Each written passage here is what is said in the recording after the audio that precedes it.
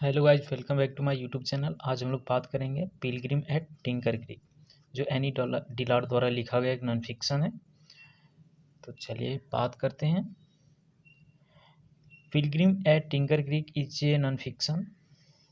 It is written by the American writer Annie Dillard. Tinker Creek is a stream in Virginia. Tinker Creek जो है वो Virginia में स्थित है, United State. Annie Dillard is as a pilgrim goes to Tinker Creek and she describe all the season of a year.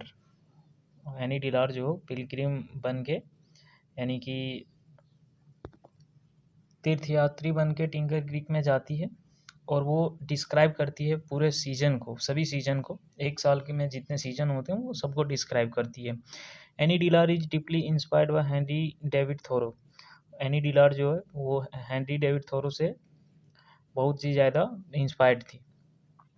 There are 15 chapters in this book, और इस book में कुल 15 चैप्टर्स हैं एंड डिवाइडेड इनटू 4 सेक्शन, और ये जो 15 chapter है वो 4 सेक्शन में डिवाइड है। This book is published in 1974 and it won the Pulitzer prize in 1975। ये जो बुक है वो 1974 में पब्लिश हुआ और 1975 में इसे पुलिट्जर प्राइज भी मिला। Any Dillard is an American author, poet, essayist and novelist. Any Dillard जो अमेरिकन ऑथर है, पोएट है और एसेइस्ट और नॉवलिस्ट है। ही वॉज बोर्न इन अप्रैल 13, 1945, और इसका जन्म 30 अप्रैल 1945 को हुआ था इन पिट्सबर्ग, यूएस, यानी कि यूनाइटेड स्टेट में पिट्सबर्ग एक जगह है, वहाँ हुआ था। She is the eldest of 3 daughters of her parents. ये अपने पेरेंट्स के 3 बेटियों में से सबसे बड़ी थी। Dillard attendance Hollins college in Roanoke, Virginia, where she studied English, theology and creative writing.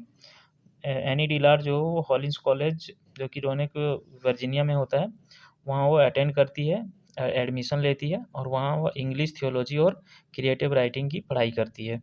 C received a bachelor of arts degree in 1967, और इसने अपना बैचलर ऑफ आर्ट्स का डिग्री जो है वो 1967 में लिया था, and master of arts degree in 1968, और मास्टर ऑफ आर्ट्स डिग्री 1968 में लिया था। Her first book of poems is ticket for a prayer wheel, जो कि 1974 में पब्लिश हुआ। हर फेमस वर्क्स आर, इसके कुछ फेमस वर्क्स हैं वो है पिलग्रिम एट टिंकर क्रीक 1974 में पब्लिश हुआ, holy the fern 1977, teaching a stone to watch 1982, living by fiction 1982, the writing life 1989, the living 1992, morning like this 1995, for the time being 1999, the abundance 2017। तो जैसे मैंने इसमें बताया कि इसमें 15 चैप्टर है, तो एक एक चैप्टर को मैं अलग अलग करके और डिस्क्राइब किया हूँ। तो फर्स्ट चैप्टर है heaven and earth in jest. The first chapter begins with Annie's bedroom where she is laying neck, और जो पहला चैप्टर है वो एनी के बेडरूम से शुरू होता है, एनी डिलार्ड के बेडरूम से शुरू होता है जहाँ वह नेक्ड लेटी हुई होती है। It has a window in that room from where nature is clearly visible, और उस रूम में एक विंडो होता है जहाँ से जो नेचर है वो साफ साफ दिखाई देता है। Annie has a cat, Annie के पास एक कैट होता है, which goes to hunt from this window at night, जो इस विंडो से रात में हंटिंग करने के लिए जाती है। The cat comes with blood soaked leg, जो कैट है वो जब रात में वापस आती है तो उसके पैर में मतलब ब्लड लगा हुआ होता है, and walks on Annie naked body, और एनी को नेक बॉडी पे वो चलती है, and blood prints on her body, और जो उसके जो पैर में खून लगा होता है उसके खून का जो धब्बा है वो उसके पूरे शरीर में जब वो चलती है बिल्ली तो उसके शरीर में लग जाता है। She muses over whatever their marks are blessing और क्रसेस, वह सोचती है, अनुमान लगाती है कि जो उसका मार्क्स है वो ब्लड का मार्क्स है वो ब्लेसिंग की तरह है मतलब आशीर्वाद की तरह है या अभिशाप की तरह है। और आगे वो कहती है the key of the kingdom और the mark of the Cain, कि किंगडम के मतलब कि एक साम्राज्य के दरवाजे का चाबी है, चाबी की तरह, या फिर अपने भाई की हत्या हत्या का मार्ग से, मतलब भाई के हत्यारा बोल सकते हैं। यानी कि वो जो ब्लड है वो आशीर्वाद की तरह है या अभिशाप की तरह है, या फिर मतलब साम्राज्य के दरवाजे का चाबी है, या फिर भाई के हत्या का एक चिन्ह है। और दूसरा चैप्टर है, इसका नाम है seeing. Annie respected her ability to notice subtles and frequently ignore activities in nature such as flying insects and hidden words. Annie Dillard जो है वो प्रकृति में अक्सर अनदेखी की जाने वाली जो चीज़ें होती है, जो गतिविधियाँ होती है, उसको नोटिस करने की जो अपनी क्षमता है, यानी कि वो जो नोटिस कर रही थी उसको मतलब नोटिस करने की उसके पास जो क्षमता थी उसका वो रिस्पेक्ट करती है। जैसे कि मतलब आसमान में उड़ने वाले जो कीट पतंग होते हैं और छिपे हुए जो बर्ड्स होते हैं उसको पहचानने में। She says that people ignore such a small insect because people have to wait to see such incident. Such incident. वह कहती है कि जो लोग हैं वो अक्सर इसलिए इग्नोर कर देते हैं क्योंकि इस इंसिडेंट को देखने के लिए, ऐसी घटनाओं के छोटी छोटी घटनाओं को देखने के लिए उन्हें वेट करना पड़ता है। And to truly observe she spend countless hour. और सच में वह मतलब वास्तविक रूप से वह हकीकत में जो एनी डिलार्ड है वो टिंगर क्रीक में काउंटलेस आवर मतलब कि अनगिनत समय स्पेंड करती है ऑब्जर्व करने के लिए, सारी चीज़ें छोटी छोटी घटनाएं उसको ऑब्जर्व करने के लिए। She tells about those person who newly able to see after cataract surgery.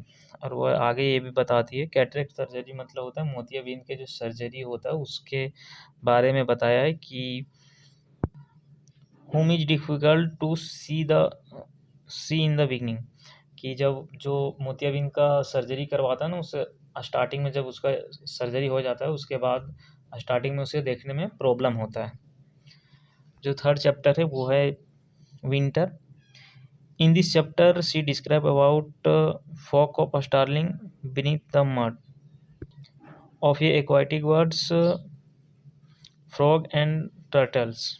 इस चैप्टर में वो डिस्क्राइब करती है एक डांस को जो कि मड के नीचे, कीचड़ के नीचे जो फ्रॉग होते हैं और टर्टल्स होते हैं, कछुए और मेढक जो होते हैं वो डांस कर रहे होते हैं। और जो एक्वेटिक बर्ड्स होती है, जो पानी में रहने वाली जो पंछी होती है, वो पानी में रहने वाली पंछी कीचड़ में डांस नहीं करती है।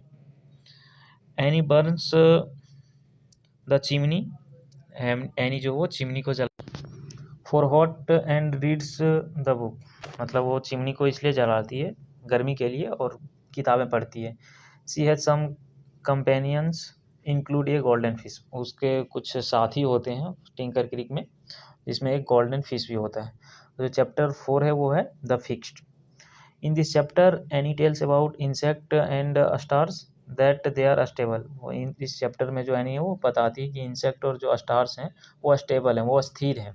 Despite the cold of February her thought stop till June. इतने फरवरी में इतने ठंड होने के बावजूद जो उसका थॉट है वो जून तक रुकता है, यानी कि एनी डिलार्ड का जो थॉट है वो जून तक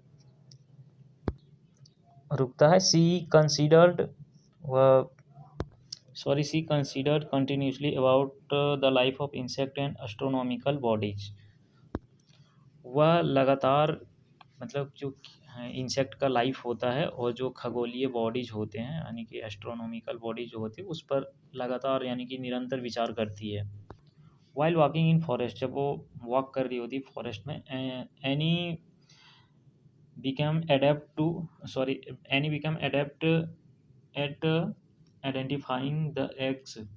और जब वो जंगल में घूम रही होते हैं ना तो एग को मतलब जो कुछ अंडे होते हैं, कुछ पंछी के होते होंगे, कुछ इंसेक्ट को जो होते हैं उसको वो पहचान लेती है, यानी कि पहचानने में सक्षम हो जाती है, जिसे बोल सकते हैं कि माहिर हो जाती है। And she picked up an egg, और एक वो वहाँ से एक अंडा उठा के ले आती है।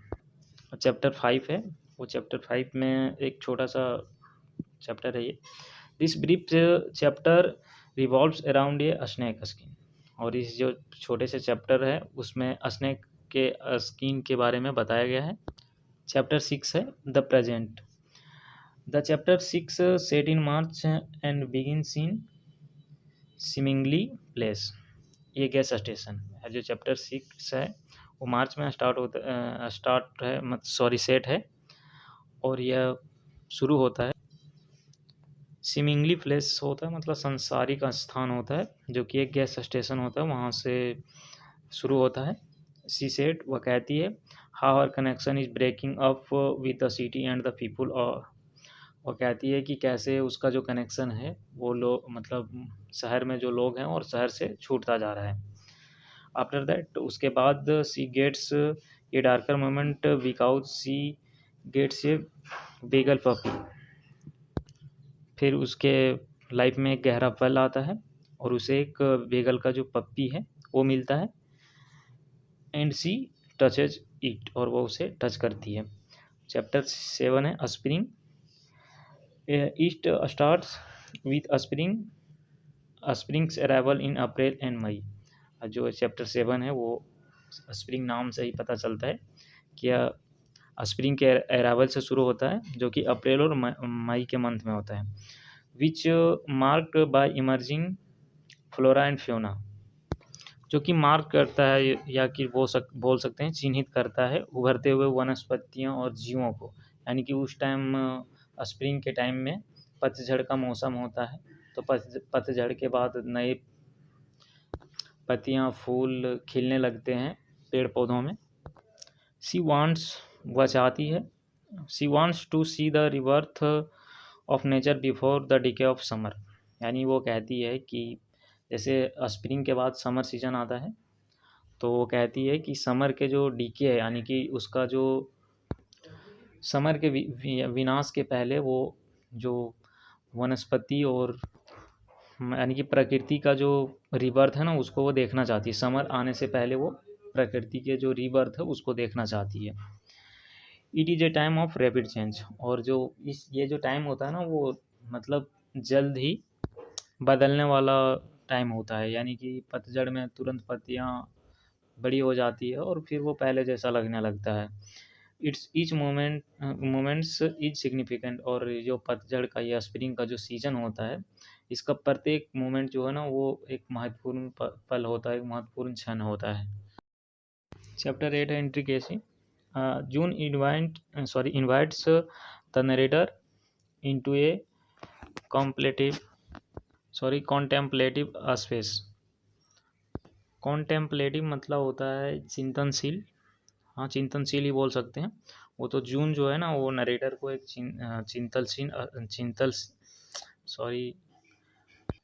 चिंतनशील स्पेस में इनवाइट करता है, where she marvels at macrocosms of life from the red blood cell in a golden fish tail to the vast universe of molecules and atoms. जून जो है वो नरेटर को इनवाइट करता है एक चिंतनशील स्थान पे, जहाँ वह सूक्ष्म जगत है, माइक्रोकॉस्मस जो होता है वो सूक्ष्म जगत, लाइफ के जो होता है ना, जो छोटी छोटी चीज़ें की जो जीवों की, जंतुओं की या इंसेक्ट की जो लाइफ होती है, उसके चमत्कार को दिखाना चाहता है। From the red blood cell in ये गोल्डन फिश टेल, यानी कि गोल्डन फिश के टेल में जो मतलब पूंछ में जो रेड ब्लड सेल होती है, वहाँ से to the vast universe of molecules and atoms. और इतने बड़े माने व्यापक जो यूनिवर्स है उसके मॉलिक्यूल और एटम के। Annie wants to know about each small thing. जो एनी है ना, वो छोटी छोटी चीज़ों को जानना चाहती है। जैसे एटम हो गया, मॉलिक्यूल हो गया, फिर जो गोल्डन फिश के पूंछ में जो रेड ब्लड सेल है उसके बारे में। चैप्टर 9 है फ्लड। फ्लड मतलब होता है वही बाढ़, तबाही। The narrator describes summer blood. जो नरेटर है एनी लिलार, वो डिस्क्राइब करती है समर के ब्लड को, transforming tinker creek and its surrounding. जो कि टिंकर क्रीक और इसके सराउंडिंग में, इसके चारों ओर, इसके अगल बगल जो फ्लड आता है उसके बारे में। While she swept by wave of emotion, जब वो सो रही होती है अपने इमोशन के वेव में, एंड थॉट, और अपने थॉट में। In this flood there are sorry there is many creature destroyed. और इस जो फ्लड है, इस भयंकर जो तबाही आया था, उसमें बहुत सारे जो क्रिएचर्स हैं, प्राणियाँ जो है वो अपनी लाइफ को त्याग देते हैं। And their life becomes turmoil, और उसका जो जीवन है वो उथल पुथल हो जाता है। चैप्टर 9 है फेकेंडिटी। इन जुलाई, जुलाई के मंथ में, Annie Dillard tells about the prolific nature of certain species. जुलाई के मंथ में जो एनी डिलार्ड है वो बताती है, प्रोलिफिक नेचर मतलब होता है जो विलुप्त जो प्रकृति होता है कुछ जीवों का, जो कि जो भी खत्म होने वाले कुछ स्पीसीज का, उसके बारे में बताती है। ये fish puppies, field mice and bamboo, कुछ survival depend on producing vast of spring.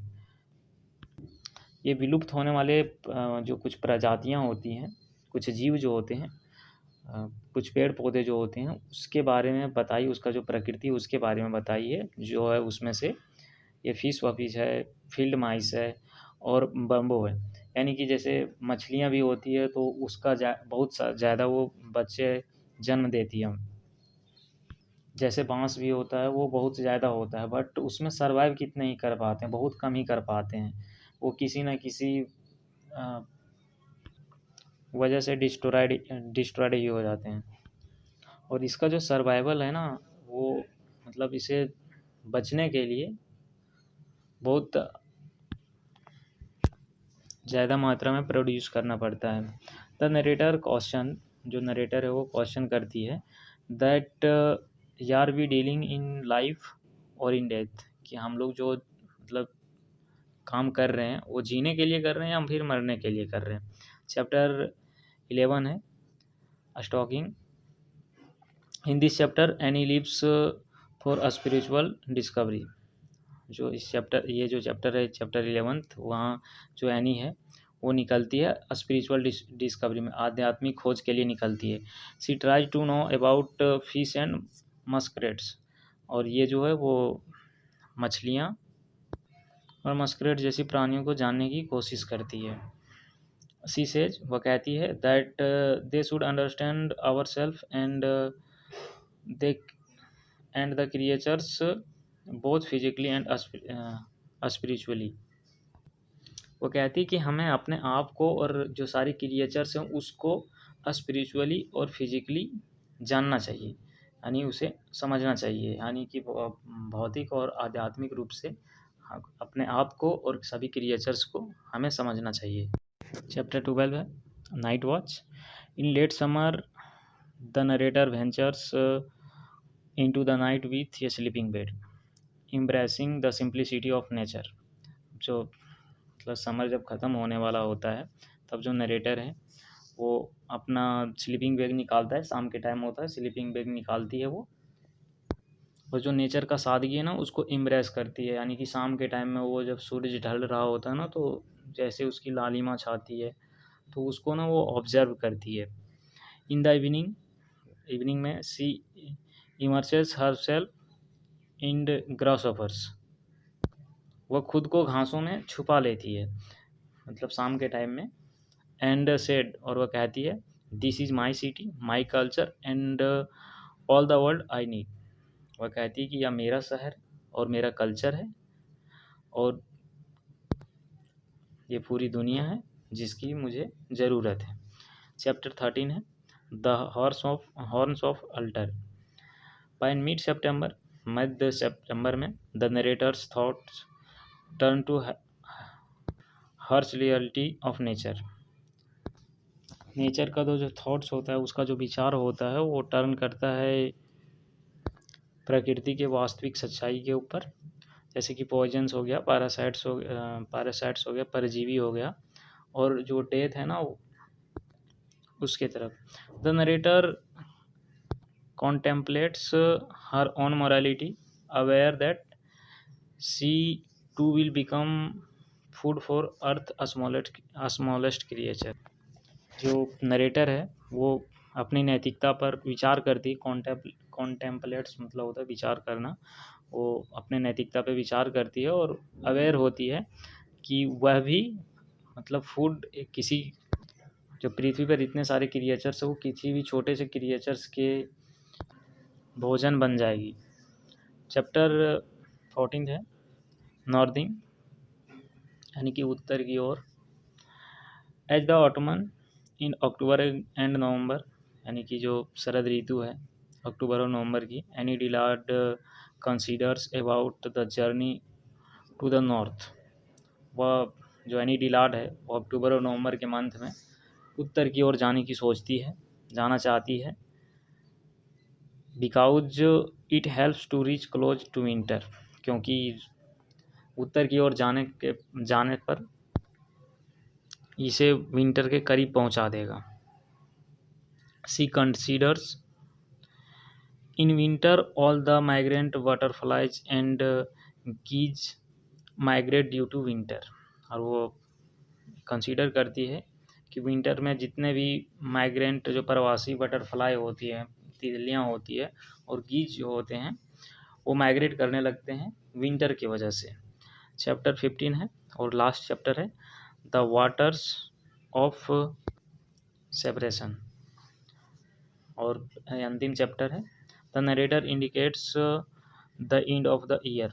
और जो नरेटर है वो साल खत्म होने को इंडिकेट करती है। And in this chapter she tells about the old method how to purify water. और इस चैप्टर में लेखिका जो है उसने सिर्फ यही बताई है, जो नरेटर जो है उसने यही बताई है कि पुराने ज़माने में जो पुराना विधि था वाटर को प्यूरिफाई करने का, जल को शुद्धिकरण करने का, उसके बारे में इस चैप्टर में बताती है।